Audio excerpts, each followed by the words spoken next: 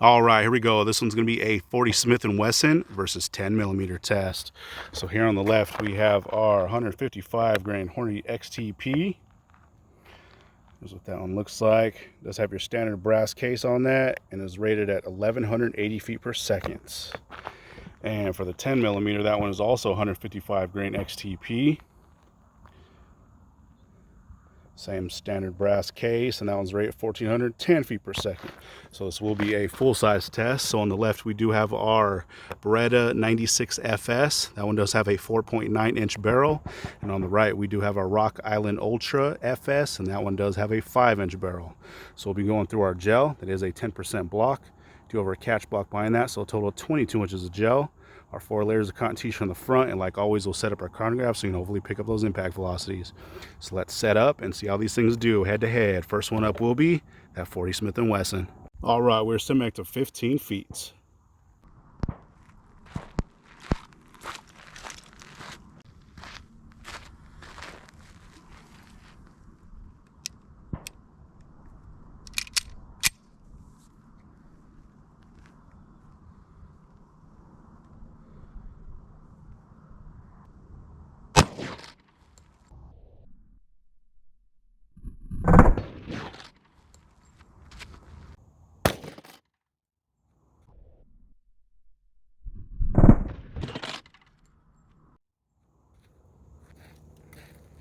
All right, let's see how we did on that one. So our impact velocity on that one was 1,231 feet per second. So rated was 1180. So really good to see on that one. And here's the entry on that. Like all the rest, you can see right down in that cavity. And it looks like you got a nice star pattern so far. So let's check it out from the top. And looking really good so far. So it looks like you got a pretty big stretch cavity going through. Hopefully you guys can see this. This gel is a little bit cloudy, but and then did settle down a little bit towards the end, and then we did make it into that second block. So let's see what kind of measurement we have here at its widest spot. So it looks like we are right at 3 inches. So really good to see for that one. So let's check it out from the side. And same thing from the side. So looks like as soon as this one came in, pretty much immediately started opening up. You can see a couple of those fragments kind of down in there, even through the middle of that track and towards the end. But really good looking wound track so far. Looks like it did settle down just a little bit towards the end, and then we did make it into that second block. So let's see what kind of measurement we have here from the side. Might be a little bit tricky to get this one. So at our widest spot, we are at 2.5 inches from the side. So not as much from the top, but as the top, but still pretty good.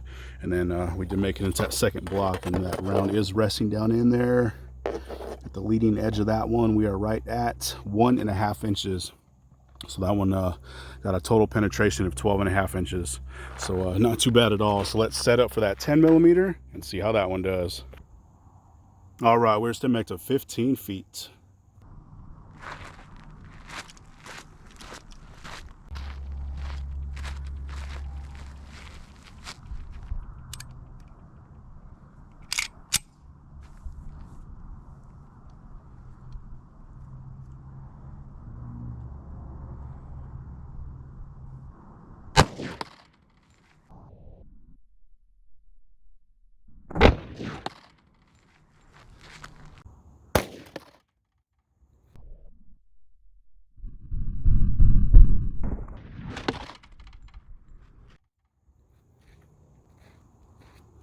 All right, let's see how we did on that one.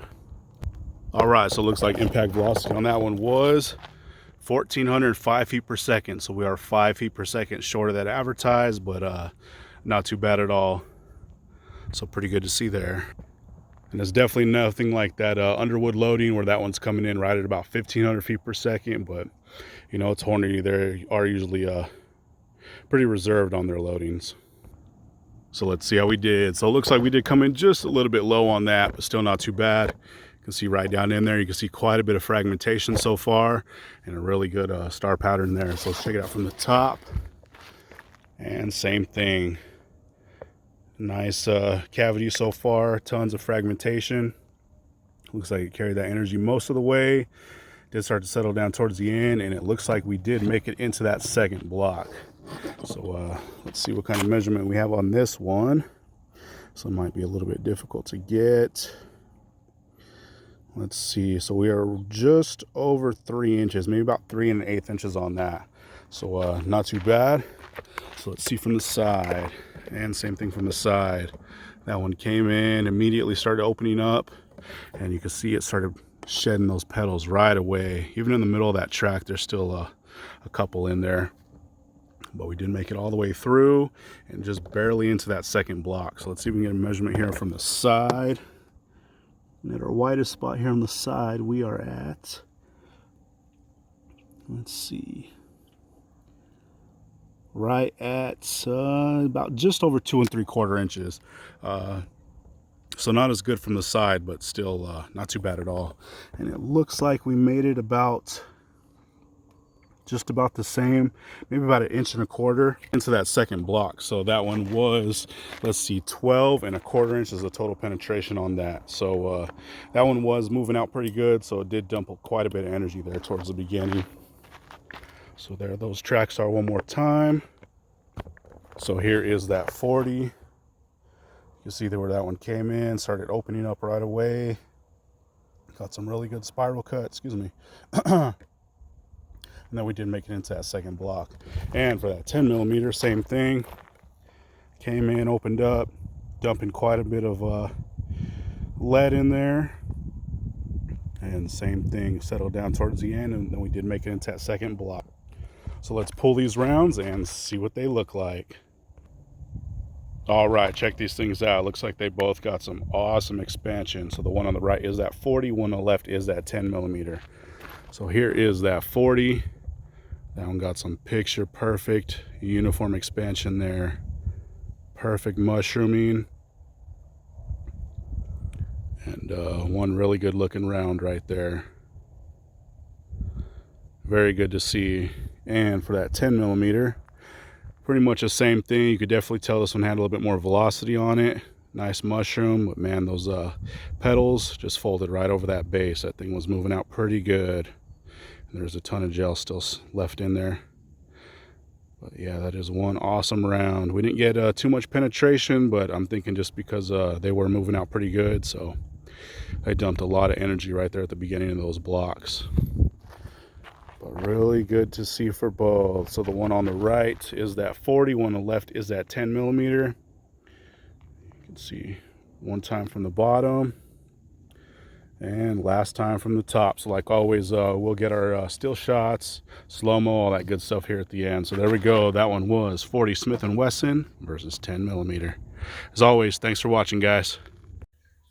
All right, here's that cross section for that 40. So this one actually did pretty good. It was moving over advertised, so good to see there on the velocity. But yeah, we got some really big splits. Same on this side. Not as much of a star pattern. It's kind of like a tri-cut, but this does have a little bit more of that star pattern here. I did remeasure these, and we are just shy of 3 inches. Over 2 3/4, but just shy, 2 7/8 or so. But we got some pretty big splits, so it was really good to see there. So let's cut it open. All right, so here's after being cut. So this bottom is the right, this top is the left. So you can see as soon as this one came in right at that 1/4 inch mark like the rest, started opening up really nicely. Got a really big stretch going on. Did drag quite a bit of that cotton t-shirt in there. And it did dump a little bit of lead also. Starting to fragment pretty quick. We got some really big splits going on. Same on this top. Came in, opened up. You can see that nice cavity, a little bit more of that lead, and a little bit more of that cotton t-shirt. You can kind of tell more on that other side of the path, but quite a bit of damage there. That one was moving out pretty good, especially for 40. Really good to see there. So that one was the 155 grain XTP. All right, and here's that 10mm cross section. So this one looks pretty nasty too. Got some really nasty cuts going all the way through there. And that one had quite a bit more fragmentation also.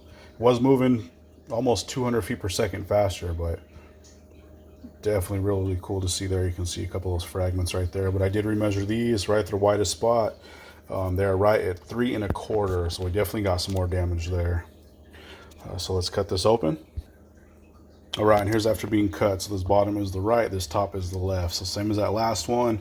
As soon as that thing came in, that 1/4 inch started opening up. You can see a couple of paths where these fragments are shooting off, but a huge stretch going on. And I did dump a little bit of that cotton t-shirt, but man, that is a nasty channel right there. Really deep, clean cuts. Same on this top side. Came in, opened up. Once again, another huge stretch going all the way through. There's a few more fragments also that are kind of shooting off.